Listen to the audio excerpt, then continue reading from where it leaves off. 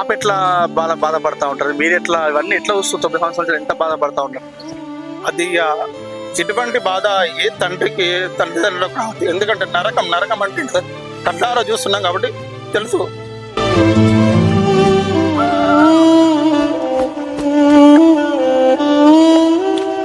కానీ పవన్ సార్ మీరే మా పాపకు సాయం చేయగలరని కోరుచున్నాను. ఎందుకంటే మీ దృష్టికి వచ్చింది కాబట్టి మీరు ఎంతో మందికి సాయం చేశారు. మీరు ఎంత అంటే చెప్పుకోవాలి, అంటే అంత బాధలో ఉన్నాను కాబట్టి మీరే చేయగలుగుతారు. ఏ నాయకుడు చేయగలడని నాకు అర్థమైపోయింది. మీరే దయించి మా పాపను కాపాడి మా పాపకు మాటలు నేర్పించి ఈ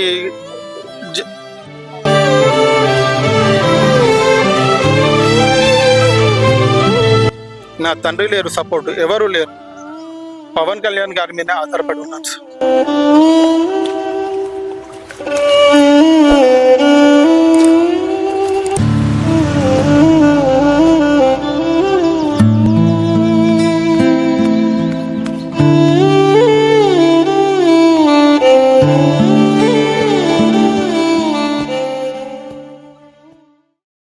నమస్తే, వెల్కమ్ టు ప్రతిపక్షం.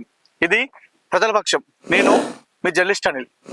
ప్రస్తుతం మన దగ్గరికి కరీంనగర్ చెందినటువంటి ఒక తండ్రి తన కూతుర్ని 9 ఏళ్ల కూతుర్ని ఎత్తుకొని రావడం జరిగింది. ఏంటా అని ఆలోచిస్తే తన యొక్క బాధను, ఆవేదనను మన ప్రతిపక్షంతో చెప్పుకోవడం జరిగింది. ఇంతకీ ఏంటా ఆవేదన అంటే, కరీంనగర్ చెందినటువంటి పోతు రాజశేఖర్ ఒక సామాన్య వ్యక్తి, నిరుపేద వ్యక్తి. తనకి ఒక పాప, ఒక బాబు. పాప 9 సంవత్సరాలు ఉంటుంది. ఆ పాప రిషిత పుట్టుకతో మూగా చెవుడు. సో పుట్టుకతోనే తనకు మాటలు రావు, చెవులు వినిపించవు. అందరు పిల్లలు ఇంటి బయట ఆడుతూ తిరుగుతూ ఉంటే దాన్ని చూసినటువంటి ఆ తండ్రి రాజశేఖర్ చాలా కలత చెందాడు. నా బిడ్డ అందరిలో కలలేకపోతుంది, అందరితో ఆడలేకపోతుంది అని చెప్పేసి తన గుండెలు పగేలా రోధించేవాడు రోజు. మరి పాపకి ఏమన్నా చేపిద్దామంటే వెనకాల తనకి ఏం సపోర్ట్ లేదు, ఆధారం ఏం లేదు. నిరుపేద అంటే చాలా నిరుపేద వ్యక్తి. ప్రైవేట్లో జెప్టో, జొమాటోలో అలా జాబ్ చేస్తూ కుటుంబాన్ని పోషిస్తూ ఉన్నాడు. బంధువులు అంతలా సహాయం లేదు. ఊర్లో అక్కడక్కడ ఎవరో ఒకరు చిన్నగా సహాయం చేసే వాళ్ళంతా చెప్తే ఆయనకు వెనకాల బ్యాక్గ్రౌండ్ ఎలాంటి సపోర్ట్ లేదు.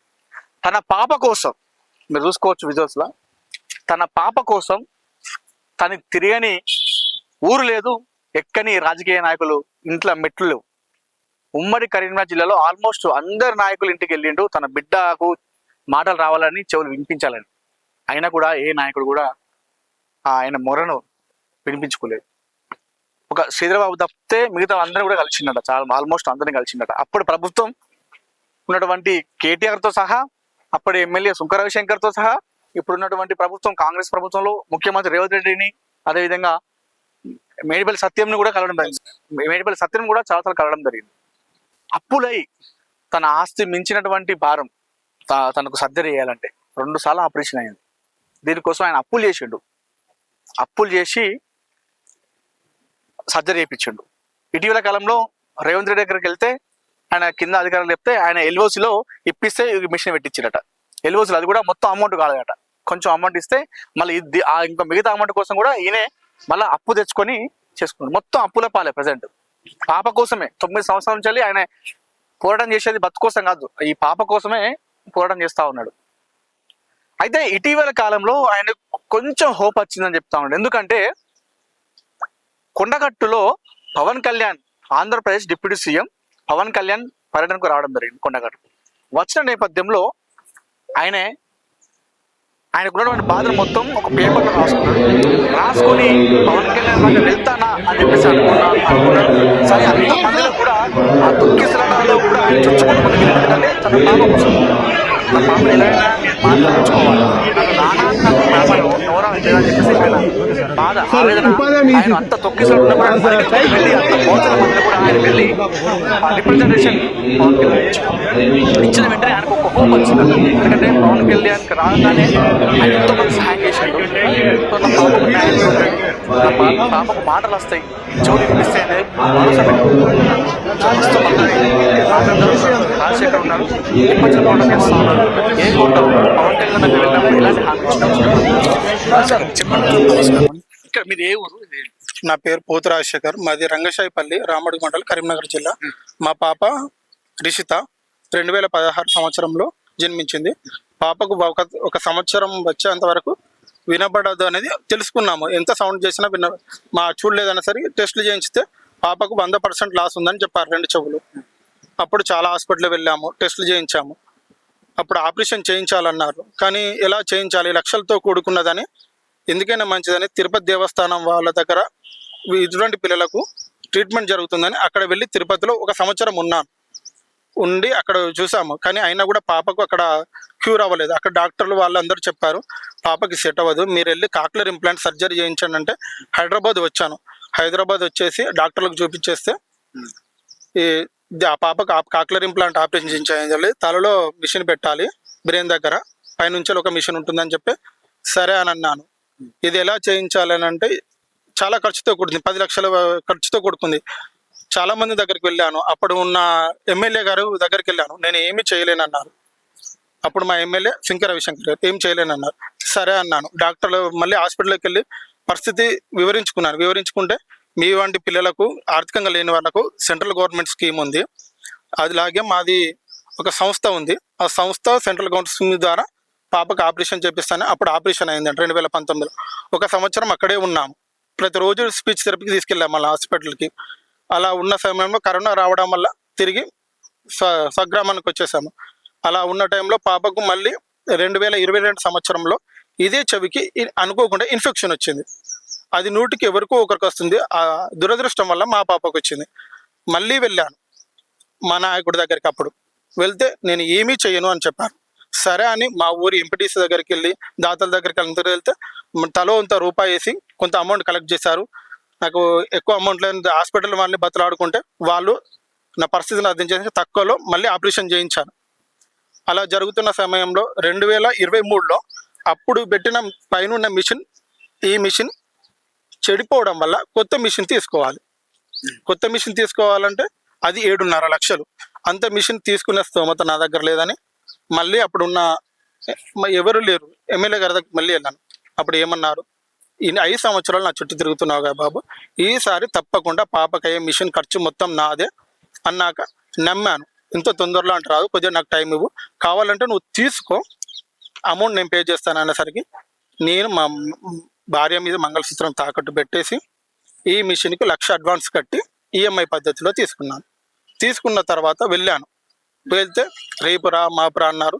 అలా చాలా రోజులు గడిచింది. తర్వాత ఎలక్షన్స్ వచ్చాయి, తర్వాత ఓడిపోయారు. ఎన్నిసార్లు కలిసినా చేయలేమని చెప్తున్నారు. చాలా మంది దాంట్లో పెద్ద నాయకుల్ని కేటీఆర్ గారిని 5-6 సార్లు కలిశాను. పాపను తీసుకుని వెళ్ళి తెలంగాణ భవన్ చుట్టూ ఒక 10 సార్లు తిరిగాను. ఒక 2 రోజులు అక్కడే స్టే చేశాను. అయినా కూడా నాకు న్యాయం జరగలేదు. ఇలా అని ప్రతి ఒక్క నాయకుడు, మనకు ఇప్పుడు అధికారంలో ఉన్న నాయకులు, ప్రతిపక్ష నాయకులు, ఇప్పుడు కొత్తగా వస్తున్న పార్టీలు, ప్రతి ఒక్క పార్టీకి వెళ్ళాను, ప్రతి ఒక్కరిని కలిశాను. ఎవ్వరూ చూద్దాం అనడం తప్ప ఏం లేదు. లాస్ట్కు నాకు దేవుడి దేవల, అంజన్న దేవల, కొండగట్టు అంజన్నకు దగ్గరికి పవన్ కళ్యాణ్ గారు వస్తున్నారంటే వెళ్ళాను. ఆయన సార్ గత సంవత్సరం వచ్చినప్పుడు ఆ క్రౌడ్లో సార్తో మాట్లాడలేకపోయాను, కానీ పేపర్ రిప్రజెంటేషన్ కానీ చూడలేదు సార్ బిజీలో. కానీ మళ్ళీ మొన్న జనవరిలో వెళ్ళాను. వెళ్తే అంత క్రౌడ్లో ఎలాగో సార్కు పేపర్ ఇచ్చాను. చూశారు, ఏంటి దాని మ్యాటర్ చూశారు. చూసి చదివి పాప గురించి చూశాను. నీకు తప్పకుండా హెల్ప్ అందుతుంది, నెంబర్ ఉంది కానీ నీకు ఫోన్ వస్తుందని అన్నారు. అప్పుడు నాకు మా పాపకు న్యాయం జరుగుతుందని హోప్ పెట్టుకున్నాను. కానీ అప్పటి నుంచి ఇప్పటివరకు రాలేదు. కానీ పవన్ సార్ మీరే మా పాపకు సాయం చేయగలరని కోరుచున్నాను. ఎందుకంటే మీ దృష్టికి వచ్చింది కాబట్టి మీరు ఎంతో మందికి సాయం చేశారు. మీరు ఎంత అంటే చెప్పుకోవాలి, అంటే అంత బాధలో ఉన్నాను కాబట్టి మీరే చేయగలుగుతారు, ఏ నాయకుడు చేయగలడని నాకు అర్థమైపోయింది. మీరే దయించి మా పాపను కాపాడి మా పాపకు మాటలు నేర్పించి చెప్పుకోలేకపోతున్నాను సార్. మా పాపను కాపాడండి ప్లీజ్ సార్. అంటే ఏమనిపిస్తారు అందరూ పిల్లలు ఎగురుతా ఉంటే బయట ఆడుకుంటా ఉంటే మీ పాప ఒక్కది సైలెంట్ ఉంటుంది, అప్పుడు ఆ టైంలో ఎట్లా పాప ఎట్లా బాధపడతా ఉంటారు, మీరు ఎట్లా ఇవన్నీ ఎట్లా వస్తూ 9 సంవత్సరాలు ఎంత బాధపడతా ఉంటారు? అది ఇటువంటి బాధ ఏ తల్లిదండ్రులకు రాదు. ఎందుకంటే నరకం అంటే కళ్ళారా చూస్తున్నాం కాబట్టి తెలుసు.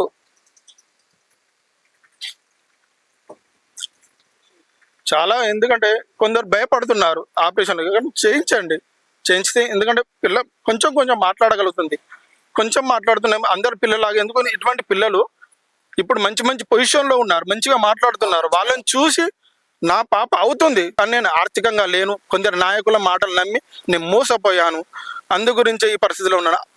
పాప అప్పుడే క్యూర్ ఉంటే నాకు ఆర్థికంగా ఇబ్బంది లేకుంటే ఇప్పటివరకు పాప అందరిలాగా మాట్లాడేది. ఇంత మాట్లాడలేకున్నా నా పాప స్కూల్కి పంపిస్తాను, డిఫరెంట్ స్కూల్కి రెగ్యులర్ స్కూల్కి పంపిస్తే మాట్లాడకున్నా విని అర్థం చేసుకొని టాప్ 5లో ఉంటుంది నా పాప. 90% గ్యాదర్ చేస్తుంది పర్సెంట్. ఏదన్నా బొమ్మ చూసింది అనుకో వితిన్ సెకండ్లో ఆ డయాగ్రామ్ వేస్తుంది. ల్యాప్టాప్ కూడా యూజ్ చేస్తుంది నా పాప, ల్యాప్టాప్లో డయాగ్రామ్స్ వేస్తూ అన్నీ చేస్తుంది. ఇంత నాలెడ్జ్ ఉంది. కానీ నేను ఆర్థికంగా లేక ఏం లేదు, నాకు ఉన్న ఇల్లు అమ్మేసుకున్నాను. నేను నా పాపకు ఫస్ట్ ఆపరేషన్ నేను 1 year ఉన్న టైంలో నా తండ్రి క్యాన్సర్తో చాలా పోరాడు. అప్పుడు పాపను తీసుకెళ్ళాలి, మా తండ్రి క్యాన్సర్కు అటు ట్రీట్మెంట్ ఇటు అటు మెయింటైన్ చేసుకుని నేను నరకం అంటే ఇంత చూశాను. నా తండ్రి లేరు, సపోర్ట్ ఎవరు లేరు. పవన్ కళ్యాణ్ గారి మీద ఆధారపడి ఉన్నాను సార్. ఓకే. సో కింద వాళ్ళని కలిసారా? కింద వాళ్ళు ఉంటారు కదా జనసేన నాయకులు, తెలంగాణ వాళ్ళు మాట్లాడడం జరిగిందా? వాళ్ళకు ఫోన్లు చేశాను. సరే చూద్దాం సార్ దృష్టికి తీసుకెళ్తాం అన్నారు, కానీ ఇంతవరకు మరి వెళ్ళలేదు. ఒక్కసారి వాళ్ళు ఏమన్నా సార్ దృష్టికి తీసుకెళ్లి పాపకి హెల్ప్ చేయగలుగుతారని అనుకుంటున్నాను. ఓకే. అంటే ఇంతమంది నాయకులు ఉన్నా కూడా మీరు పవన్ కళ్యాణ్ మీద అంటే ఆయన చేస్తున్న నమ్మకం ఖచ్చితంగా ఉంది. ఆయన దృష్టికి వెళ్తే తప్పకుండా జరుగుతుంది. ఎందుకంటే అంతకుముందు నేను తిరుపతిలో ఉన్నప్పుడు చిన్న సహాయం చిరంజీవి ఫ్యాన్స్ తోటి అందింది. ఓ సూపర్. అప్పుడు నేను ఏదో ఫేస్బుక్లో చూసి వాళ్ళకు జస్ట్ మెసేజ్ పెడితే, బ్రదర్ తప్పకుండా మీ ప్రాబ్లం ఏంటో వీడియో చేయండి, మాది ఒక గ్రూప్ ఉంది అని చిరంజీవి ఫ్యాన్స్ అప్పుడు మా పాపకు చిన్న అమౌంట్, చిన్నదైనా పెద్దదైనా ఫస్ట్ టైం ఇవ్వడం, అలా తీసుకొని నేను నర్సాపూర్ వెళ్ళి వాళ్ళ దగ్గర వెళ్ళి తీసుకొని వచ్చాను. అది నాకు ఎందుకంటే అక్కడ అందింది, తప్పకుండా ఇప్పుడు మళ్ళీ అందుతుందని ఆశ కొద్దిగా నేను చూస్తున్నాను. ఒకసారి మనం జనసేన నాయకులు సినిమా యాక్టర్ ఆర్కే సాగర్ గారు ఉన్నారు, ఒకసారి వాళ్ళకి జాయిన్ అవుతాను. మనం ఫోన్ చేసి మనం మాట్లాడి చూద్దాం మరి ఏమంటారో. The person you have called is speaking to someone else. You can wait or call again later. ఇప్పుడు కాదు ఈయన పోరాటం, దాదాపు 9 సంవత్సరాల నుంచి నేను పోరాటం చేస్తా ఉన్నాడు. నేను జర్నలిస్ట్గా చాలాసార్లు కూడా చూశాను, అటు ప్రజావాణి ముందు నాయకుల ఇంటి చుట్టూ ఎప్పటి నుంచో తిరుగుతూ ఉన్నాడు. నేను ఎప్పుడు చూసినా కూడా ఇట్లనే కనిపిస్తా ఉంటే ఇంకా ప్రాబ్లమ్ సాల్వ్ కాలేదా అని చెప్పేసి అనుకునే వాళ్ళం, బాధపడేవాళ్ళం. సో ఇది మొత్తం నాన్న నాకు మాట్లాడాలని ఉంది అని చెప్పి మొత్తం అన్ని పేపర్ స్టేట్మెంట్స్, ఇవన్నీ ఖర్చు పెట్టుకున్న ఖర్చు అన్ని లక్షల్లోని ఏదే కూడా సొంత ఇల్లు కూడా లేకుండా మొత్తం తన బిడ్డ కోసం, తన బిడ్డ మాటలు రావాలని చెప్పేసి, నా బిడ్డ అందరిలాగా ఆడుకోవాలి, అందరిలాగా చదువుకోవాలని చెప్పేసి ఆయన పడుతున్నటువంటి వేదన అంత ఇంత కాదు. నువ్వు ఇక్కడ అమౌంట్ కూడా చూసుకోవచ్చు మీరు, ఎంత ఖర్చు అవుతుంది, ఎంత చేస్తుంది అని చెప్పేసి. సో పవన్ కళ్యాణ్ పైన ఒక హోప్ అయితే వస్తుందని చెప్పేసి అయితే చెప్తా ఉన్నాడు రాజశేఖర్. ఆయన ఎంతో మందికి సహాయం చేసినాడు, ఆయన గొప్ప మానవతావాది. ఈరోజు ఆయన డిప్యూటీ సీఎం అయిందంటే ఆయన ఎంతో ఇలాంటి వారికి ఎంతో మందికి సేవ చేసింది కాబట్టి ప్రజలను నమ్మి ఆయన గెలిపించి ఇలా ఆయన ఆ పీఠ మీద కూర్చోబెట్టారని చెప్పేసి చెప్తా ఉన్నాడు. ఒకసారి మనం జనసేన నాయకులతో, తెలంగాణ నాయకులతో మాట్లాడి చూద్దాము.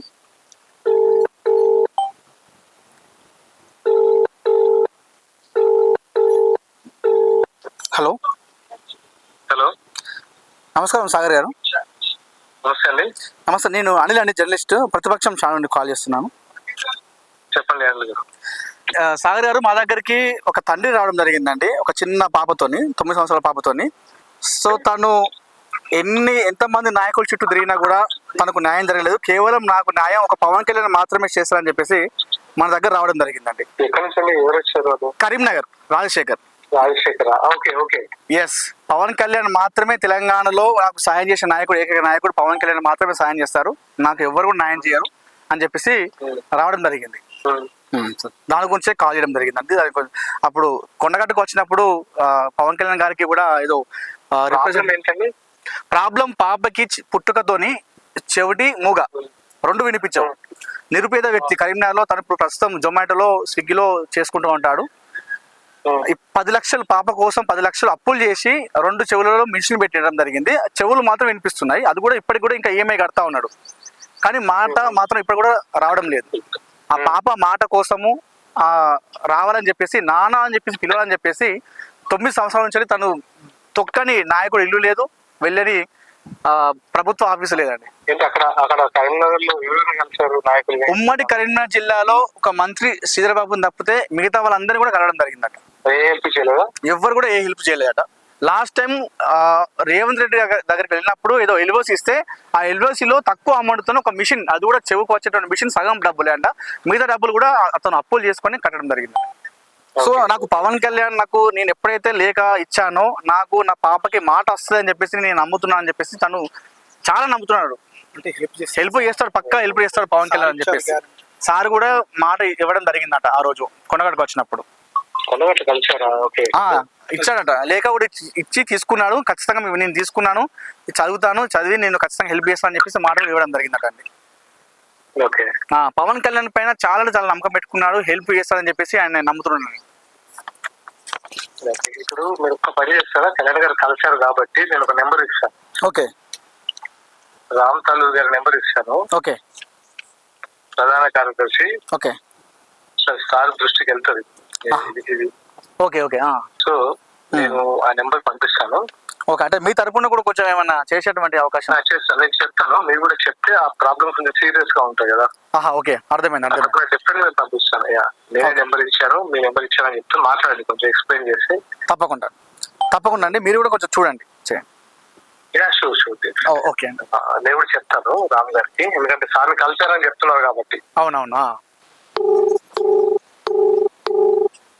Call has been forwarded to voicemail. The person you're trying to reach is not available. At the tone, please record your message. Ram Talluru గారు కాస్త బిజీగా ఉన్నట్టున్నారు నాకు తెలిసి, సో అందుకోసం లిఫ్ట్ చేయట్లేదు. సో మనమైతే జనసేన నాయకులు, తెలంగాణ నాయకులు, కరీంనగర్ ఇన్ఛార్జ్ ఆర్కే సాగర్ గారితో మాట్లాడడం జరిగింది. ఆయనే ఈ సమాచారాన్ని చేరవేస్తా అంటున్నాడు ఖచ్చితంగా పవన్ కళ్యాణ్ దగ్గరికి. అదేవిధంగా పవన్ కళ్యాణ్ వ్యక్తిగతంగా దగ్గర ఉన్నటువంటి రామ్ తల్లూరు గారి దగ్గర కూడా చేరవేస్తాను, ఏ విధంగా అయినా వీరికి సహాయం అందేలా చేస్తా అని చెప్పేసి చెప్తా ఉన్నారు.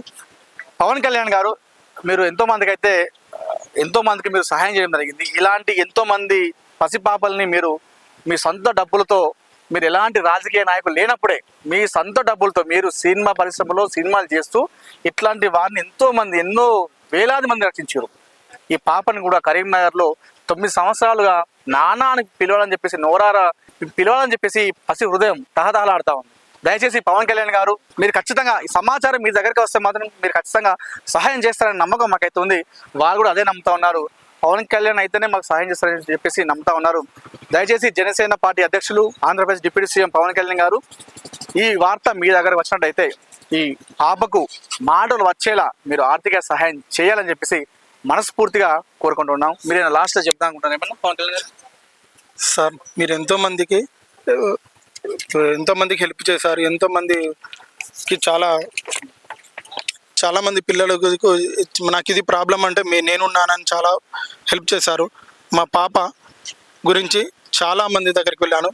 మీ దగ్గరికి రెండోసారి మిమ్మల్ని కలవడం అంటే, ఫస్ట్ సారి మిమ్మల్ని మాట్లాడలేకపోయినా సార్, రెండోసారి కలిస్తే తప్పకుండా హెల్ప్ చేస్తానన్నారు. మీరు తప్ప వేరే నాకు దిక్కులేదు సార్. తప్పకుండా మా పాపకు హెల్ప్ చేసి మా పాపకు భవిష్యత్తు ఇవ్వగలరని కోరుకుంటున్నాను సార్. సో దయచేసి రామ్ తల్లూరు గారు, అదేవిధంగా ఆర్కే సాగర్ గారు, అదేవిధంగా జనసేన పార్టీ తెలంగాణ అధ్యక్షులు శంకర్ గౌడ్ గారు, సో తెలంగాణలో ఇంతమంది నాయకులు ఉన్నా కూడా పవన్ కళ్యాణ్ గారే మాకు సహాయం చేయగలుగుతారని చెప్పేసి వీళ్ళు నమ్ముతా ఉన్నారు. దయచేసి మీరు ఏ విధంగానైనా జనసేన పార్టీ తరఫున పవన్ కళ్యాణ్ గారి దగ్గరికి ఈ వార్తను చేరవేసి ఈ పసిపాపకు మంచి భవిష్యత్తుని ఇవ్వాలని చెప్పేసి ప్రతిపక్షం ఛానల్ తరఫున కోరుకుంటున్నాం.